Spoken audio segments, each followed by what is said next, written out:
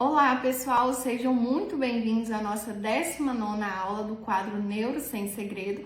Hoje vamos falar desses 4 quadros, TEA, TDAH, mutismo e fobia social, que compartilham entre si a dificuldade da interação social, a qualidade baixa das relações sociais e que por vezes isso pode causar uma confusão, uma dificuldade na prática clínica na hora de diferenciar, já que todos compartilham dessa queixa de dificuldade social, ok? Então aqui nessa aula vamos entender cada um dos quadros e quero te ensinar na prática a origem que você deve buscar esses sintomas que vai te ajudar a diferenciar e inclusive fazer diagnósticos diferenciais.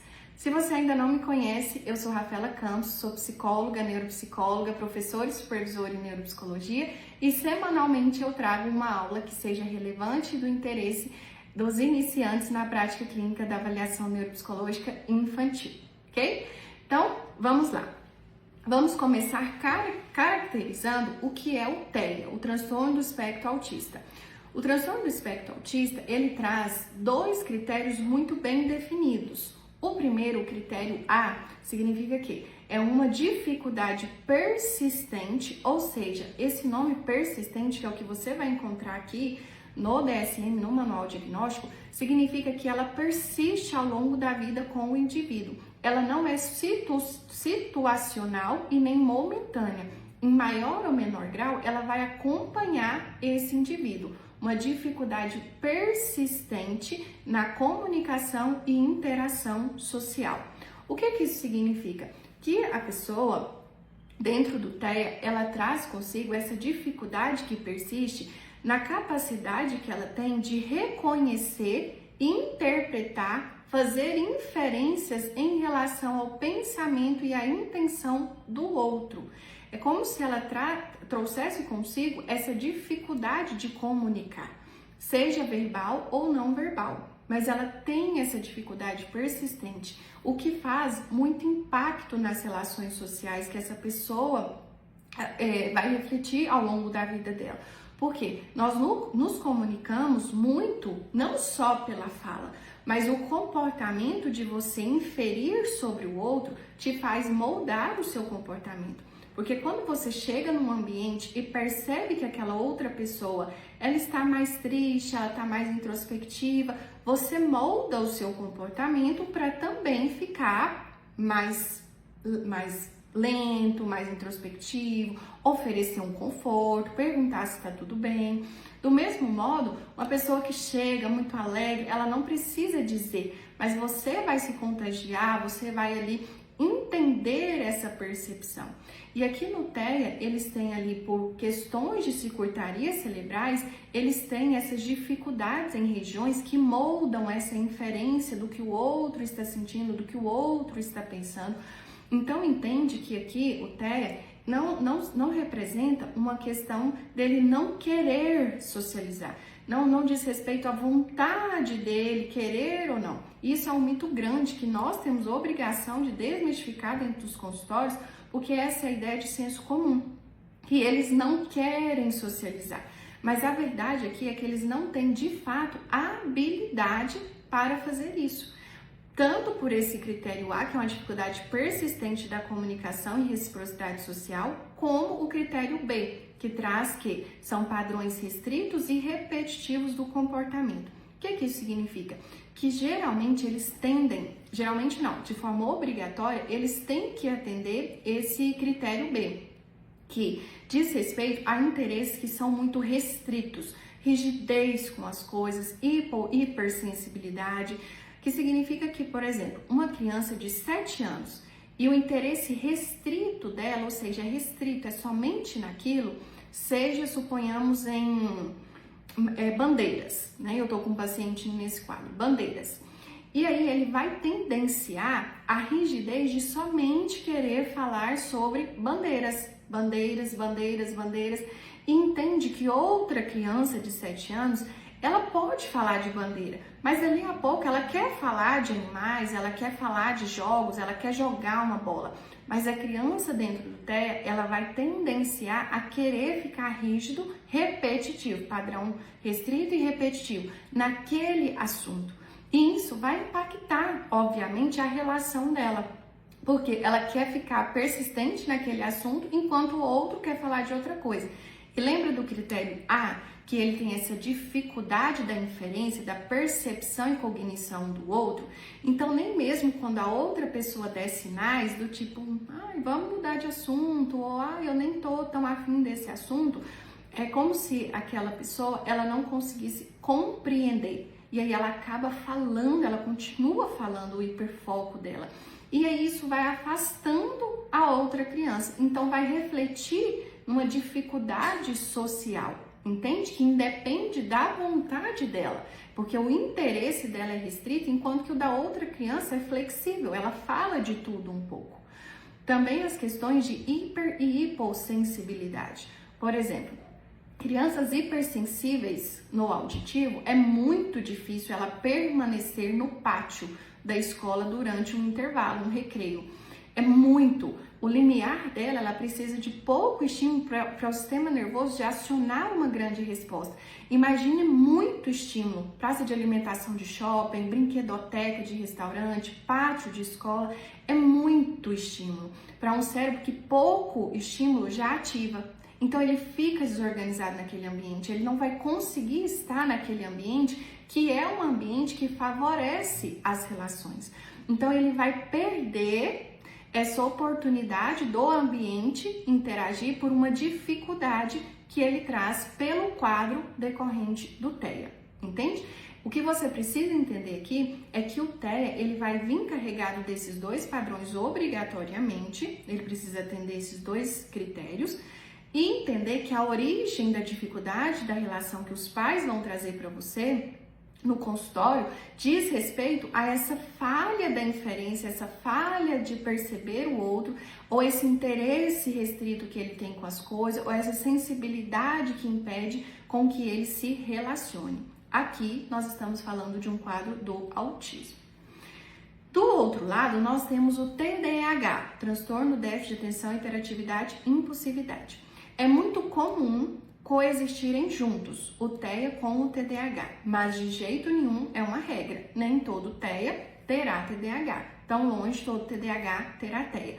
Mas por compartilharem circuitarias neurais próximas, eles podem sim se apresentarem juntos, ou até mesmo compartilhar sintomas, que é o que eu vou falar aqui, mas não necessariamente ter os dois quadros.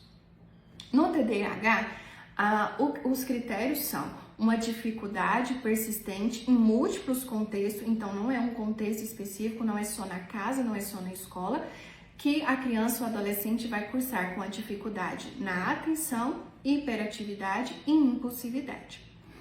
A pessoa dentro do quadro do TDAH, ela tem muita dificuldade de controlar o foco atencional dela. Então, muitas das vezes, você está conversando com ela, e isso vai acontecer até no seu consultório, de você estar conversando com ela, ela está aparentemente, fisicamente olhando para você, mas por vezes você vai terminar de falar, fazer uma pergunta e ela pode dizer assim, quê? Sendo que ela estava ali, mas o foco de atenção dela não é seletivo. Então ela acaba se distraindo com tudo, inclusive pode até mesmo se distrair com os próprios pensamentos. Então isso dificulta a relação também. Também pode aparecer no seu consultório que é muito rotulado as meninas. Elas carregam muito nomes pejorativos do tipo, nossa, como fulana é sonsa. Por quê? Porque é uma pessoa que dá a impressão socialmente dela estar sempre atrasada. Todo mundo na roda já entendeu a conversa, já estão rindo da piada e às vezes a Maria, ela ainda tá assim, ou ela tá falando de um assunto que já até acabou, já foi embora. Mas isso não diz respeito ao que é do critério do TEA, que ela não compreende a intenção do outro, que ela estava querendo falar de um outro assunto e por isso ela se desligou da roda. Não, é porque ela não seleciona o foco de concentração e por isso ela se mostra dispersa e não acompanha ali o fluxo da conversa. E aí ela vai ganhar esse nome. Então o que impacta a relação dela é as questões atencionais. É difícil conversar com ela, porque ela fica oscilando entre o mundo da lua que a gente fala, né, a caixa do nada, e volta para cá. No caso de comportamentos hiperativos e impulsivos, o que pode acontecer? Pela pessoa ter essa impulsividade, ela tem essa impulsividade não é só motora, é também de fala. Então ela pode muitas vezes interromper o outro que está falando, sabe? Essa troca de turno, não espera a vez dela falar, não espera, por exemplo, a negociação, do tipo, olha, eu quero esse carrinho agora. Não, como ele não freia, como ele é impulsivo, ele vai lá e toma esse carrinho e vai gerar uma confusão, porque a outra criança vai ficar contrariada. Entende que a hiperatividade motora pode fazer com que ele seja mais desorganizado nesse ambiente, de modo a machucar e machucar os outros. Então, isso também vai refletir nas interações sociais. Ele também vai chegar no seu consultório com esse prejuízo das relações sociais. E aí, qual que é seu papel aqui? Diferenciar a origem, a raiz de por que ele está cursando com dificuldade social. E aí você vai se responder agora. É pelos critérios do TEA, por ele não fazer inferência, ter dificuldade de perceber o outro, é por um padrão rígido e repetitivo, ou é por uma questão atencional, é por uma questão de impulsividade, é por uma questão de hiperatividade. E é claro que nós só temos respostas através do momento, a partir do momento que nós vamos em busca dessas respostas. Você não vai achar isso apenas nos seus testes. Você precisa observação clínica, mas precisa muito de relatos de informantes. Por isso você precisa muito ouvir essa escola, ouvir essa família e perguntar de forma pontual. Por que está havendo essa dificuldade da interação? O que antecede o conflito? O que antecede o conflito da relação social? E aí, às vezes, a escola vai te responder que o que antecede a questão social dele é porque quando ele chega no pátio, ele fica totalmente desorganizado, tapa os ouvidos, não consegue ficar lá, tem uma crise, precisa voltar para a sala, as outras crianças ficam assustadas, não querem ficar perto dela. Opa, você já tem que pensar numa hipersensibilidade auditiva. Não, é porque, olha, Joãozinho, ele acaba assim, sendo muito estabanado, aí ele acaba machucando o outro, aí as crianças já ficam assim, não quero brincar com o Pedro, porque ele fica machucando e não sei o que. Opa, será que tá falando uma hiperatividade que o Pedro não controla e acaba se mostrando assim de forma desorganizada no ambiente? Algo que os dois quadros compartilham muito, a questão de ser chamado pelo nome e não responder. Tanto vai acontecer no TEA quanto no TDAH. E aqui uma forma clássica de você diferenciar é que no TDAH, quando essa criança não responde quando é chamada, muitas vezes é porque ela está no mundo da lua, ela está na caixa do nada. E aí você tocando nela, você chamando o nome dela, Pedro, falando mais alto, essa criança ela chega até a assustar. Fala, tava falando comigo? Porque ela estava na caixa do nada. Isso acontece até mesmo dentro de consultório. A criança dentro do TEA, do espectro autista, ela vai se mostrar assim desligada quando você está falando diretamente com ela, mas às vezes você vai tocar, ela vai chamar mais forte e ela vai virar para saber o que você quer. Por quê? Tanto ela pode estar dentro do hiperfoco dela, então ela isola todo o restante, como também ela não compreendeu essa inferência de que o outro estava querendo, né, de alguma forma ali, falar com ela. Então, entende como na própria observação, na própria, desculpa, no próprio dia a dia que você vai fazendo esses diagnósticos diferenciais? Beleza. Agora, a questão da fobia social ou ansiedade social. O que acontece? De novo, uma dificuldade que vai refletir nas habilidades sociais. Contudo, aqui a palavrinha que precisa estar em destaque, precisa aparecer, é o medo. O medo de quê? O medo que essa própria pessoa, dentro ali da fobia social, ela traça de que ela teme a ser ridicularizada. Ela julga uma situação que, de alguma forma ali, de modo catastrófico, ela traça uma ansiedade de que algo ela vai fazer inadequado, sempre relacionado a algo novo ou algo que ela vai estar exposta, algo que ela não tenha costume, ela não esteja adaptada. E aí o que vai acontecer? Esse cérebro vai ativar regiões límbicas, regiões de fuga e luta, e vai preparar essa pessoa muito mais para fugir daquela situação, mostrando que aquela situação é aversiva, começa os pensamentos catastróficos. Então, exemplo, uma criança que vai apresentar um trabalho, né? Um adolescente vai à frente apresentar um trabalho. É algo novo para ela. Ali ela já está com pensamentos do medo, por exemplo, de que ela vai gaguejar, de que ela vai esquecer tudo na hora, de que lá na frente ela vai esbarrar em alguma coisa e vai cair no chão e vai ser ridicularizada. E isso vai fazer com que ela impeça ela de se relacionar, porque esse cérebro vai estar mandando uma mensagem de proteção do tipo foge, que é muito perigoso mesmo. Essa situação é muito aversiva para você.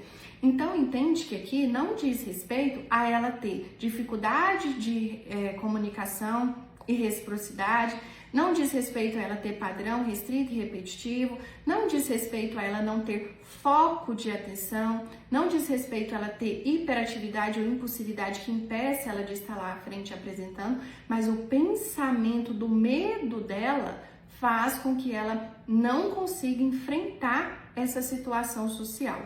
Aqui eu dei o exemplo mais próximo da nossa prática de crianças e adolescentes, mas isso vai acontecer também com pessoas que não conseguem ir a eventos, qualquer situação que seja ali, que ela de alguma forma pense que ela possa estar exposta e seja nova para ela. Então, na fobia social é sempre marcada pelo medo catastrófico que essa pessoa tem de ser ridicularizada. Beleza? Rafaela, TEA pode cursar com ansiedade social? Essa pergunta, ela assim, é clássica e recorde, então eu já vou responder. Se for um TEA de suporte leve, de exigindo apoio, pode sim, ali na fase da adolescência, cursar com a ansiedade social. Por quê? Na adolescência, eles começam sim a ter uma percepção das inabilidades. Ele já começa a perceber. Bebe uma aguinha.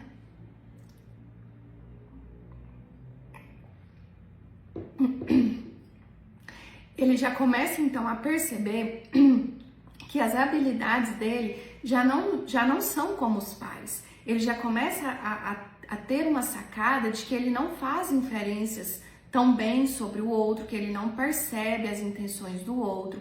É muito passível dessas pessoas serem passadas para trás. Eu gosto muito da Falsas Histórias. Acho que vai dar para terminar não, hein? Das Falsas Histórias, que tem ali 12 histórias contendo mentira de convencimento, duplo sentido, esquecimento. E eu gosto de fazer com crianças dentro do TEA porque eles têm muita dificuldade. Eles facilmente não conseguem, por exemplo, entender o tal da mentira branca e são passados para trás. Então, na adolescência, eles já começam a perceber isso, que tem uma inabilidade, que algo diferente acontece com eles. E aí, eles podem sim já vir cursando com essa fobia social por esse temor, esse medo de serem inadequados, de que algo vai acontecer e vão ser ridicularizados. Então, nesse cenário, pode sim coexistirem juntos. E o último quadro, que é o mutismo seletivo, que diz respeito a pessoa, ela tem habilidade de comunicação, ela consegue se comunicar, verbal, não verbal, mas em contexto seletivo, mutismo seletivo, em contexto específico, ela não fala, entende? Então aqui ela se parece muito com o TEA no que diz respeito a essa questão da fala, né, do TEA não verbal, do atraso de fala, mas aqui como que você diferencia?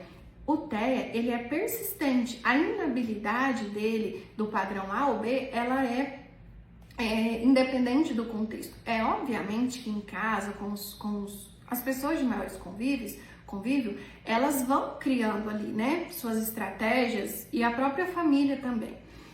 Mas ela vai ainda assim apresentar dificuldade. Agora, no mutismo seletivo, não. A criança, ela não fala, ela não se relaciona em um contexto muito específico.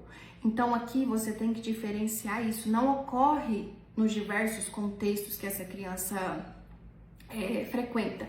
É num contexto específico que ela selecionou que ali naquele contexto não vai haver a comunicação e a intenção, mas em casa ou em outro lugar ali que geralmente está muito relacionado com a questão da segurança, ela se sentir segura, aí sim ela consegue mostrar as habilidades que tem, certo? Bom, tô deixando aqui para vocês agora 4 casos clínicos super tranquilo com essas palavras-chave que eu fui reportando aqui na aula, só para você treinar aí o seu raciocínio clínico, tá bom? Então participe, coloque lá as suas hipóteses sobre o caso e vamos juntos aí construindo o raciocínio clínico, fazendo diagnósticos diferenciais e trabalhando em cima desses quadros que compartilham sintomatologias entre si. Ok? Espero muito ter contribuído, que você possa aí ter aprendido com muita clareza sobre cada um desses quadros para você diferenciar na hora que chegar na clínica para você, ok? Um grande abraço e até a próxima aula.